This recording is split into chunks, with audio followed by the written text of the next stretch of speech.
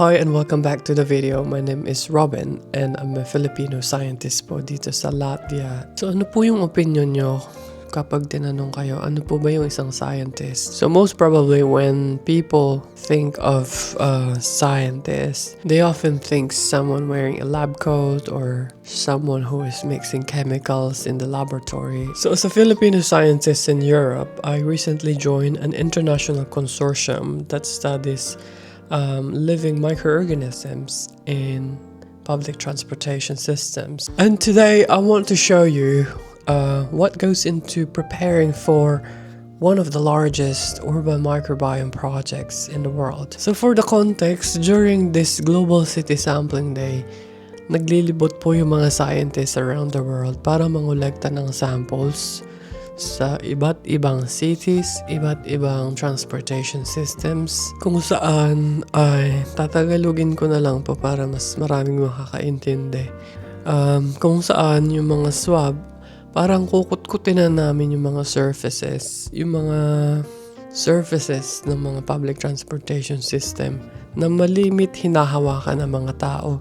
Kunyari yung mga handrail, yung mga elevator buttons, yung escalator, alam nyo yun, yung kalimitan na nahahawakan ng tao sa public transportation. Kung ano man yung mga present na transportation system sa bansang iyon. For example, sa Philippines, marami tayong mga jeepneys and tricycles. Dito po sa Latvia, they have trolleybuses, trams, trains. So, ayun po yung mga kukolektahin namin sa mga susunod na araw sa mga public transportation system. Sakay tayo ng bike. Salamat sa malakas na ulan yesterday. Parang na-wash away lahat ng mga pollen sa mga puno. Friday nga pala ngayon. Maaga akong nag-off sa work. 4 p.m. pa lang. But yung gagawin ko naman is actually related pa rin sa work. Kaya okay lang na maaga akong umalis. Iba yung napunta natin imbes na grocery stores. Dumiretso po ako dito sa may Central Riga. It's like 8 kilometers mula sa bahay ko. So ganun po kalayo yung binike ko para lang makarating dito sa Victory Park. Kita ko po sa inyo pagka sakura season dito kung anong itsura niya. So ganito po yung itsura niya kapag spring. Sobrang dami pong plum blossoms and cherry blossoms dito. Ito po. So dito po sa Riga, madami pong ganitong parks. And isa lang po ito sa mga hundreds of parks na makikita po sa Latvia. It's called the Victory Park. So ipakita ko po sa inyo dito sa mapa, sa gilid ko, kung nasan po ba ako, ang parte ng mundo ngayon. So para po sa mga nagtatanong kung anong ginagawa ko as a scientist, isa po akong data scientist or bioinformatician kung saan ina-analyze ko po yung mga DNA sequences ng mga bacteria.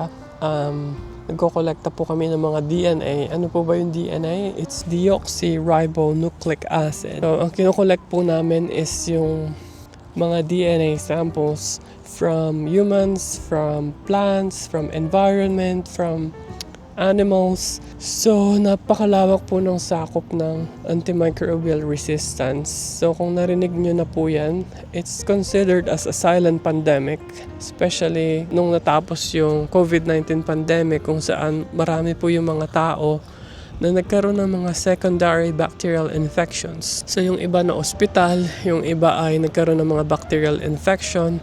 And dahil sa bacterial infection, kailangan po nilang mag-take ng antibiotics. And unfortunately, marami pong namatay noong panahon ng pandemic. And in 2019 alone, para mga 5 million po yung associated deaths sa antimicrobial resistance. So ito po ay isang scenario kung saan yung mga mikrobyo katulad ng bacteria, ng virus or fungi ay hindi na po tinatablan ng mga gamot na dati ay panlaban sa kanila. So kunyari dating epektibo yung mga antibiotics against a certain disease, particularly a bacterial disease, nagkakaroon sila ng resistensya at hindi na sila tinatabla ng antibiotic, kaya tinatawag natin itong antibacterial resistance. So ito po yung inaaral ko using DNA sequencing. It's a very complicated job kasi ang dami pong bacteria sa buong mundo. 99% of those bacteria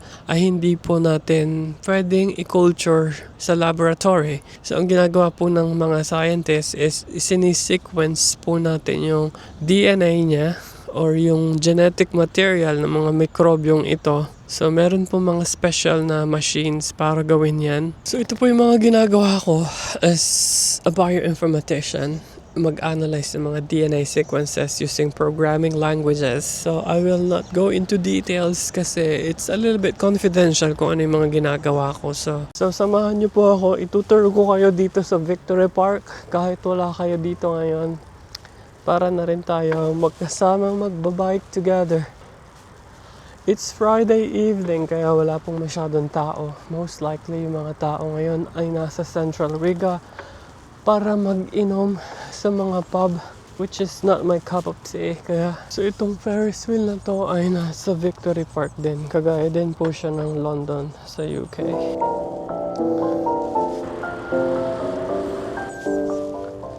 Mauupo lang ako saglit dito sa park kasi kanina ba ako nagbabike. Mga 1 oras na. Para na rin ako nasa London kapag pinagmamasdan ko tong Ferris wheel sa Victory Park. Naalala ko lagi ang UK. Sana may ganito din po sa Pilipinas, no? Sobrang korap kasi ng gobyerno natin. Dito alam mo talagang pinaglalaanan ng budget yung mga citizens. Kagaya nito. Pina-asphalto nila yan. May mga cleaners. May mga gardeners para i-maintain itong magandang park na to. Hindi mo na kailangan magbayad para makapag-relax ka dito. Pakita ko po sa inyo, may 2 bibi dito na natutulog. At iistorbohin ko sila ngayon. Buti pa sila hindi nag-iintindi ng mga bills, hindi nag-iintindi ng work. Tuloy lang sa pagkain, tuloy lang sa pagtulog. Sana bibi na lang ako. Nakahanap ako ng perfect spot para magpahinga kasi kanina pa ako nagbabike. Gusto ko lang pong i-share na malapit na pong dumating ang aking biyanan, ang mother-in-law. Tama po ba yan sa Tagalog? So yeah, malapit din po itong park na to sa tram station. Anyway, ang plano po namin pagdating ni Laiti ay i-explore po namin ang Baltics. Ang Baltic area po ay sa Lithuania, sa Latvia, at saka sa Estonia. So ito po yung 3 Baltic member states kasi malapit po siya sa Baltic Sea. And kung may time, sasakay kami ng ferry or ng papunta ng Helsinki sa Finland. 1 tawid lang po yan. And kung kaya din pa ng time, tatawid din kami na sa Stockholm, sa Sweden. Excited na akong i-take yung aking annual leave kasi sa totoo lang parang nababurn out ako sa sobrang dami ng ginagawa ko sa work.